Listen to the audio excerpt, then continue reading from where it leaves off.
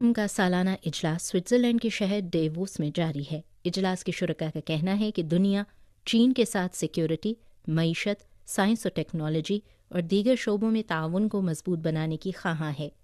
لبنان کے وزیر اعظم نجیب میکاتی نے چائنا میڈیا گروپ کے نامہ نگار کو دیے گئے ایک انٹرویو میں کہا کہ چین کی ثالثی میں سعودی عرب اور ایران کے درمیان سفارتی تعلقات کی کامیاب بحالی علاقائی معاملات میں چین کے اہم کردار کی عکاسی کرتی ہے اور توقع کی جاتی ہے کہ چین علاقائی اور عالمی ترقی کو فروغ دینے میں اہم کردار ادا کرے گا۔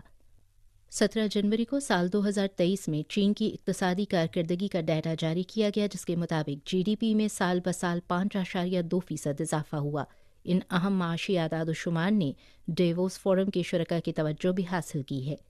Swiss Asian chamber of commerce کے چیئرمین اور سوئس سنگولیرٹی اکیڈمی کے بورڈ آف ڈائریکٹرز کے چیئرمین ارس لاسٹن برگ نے کہا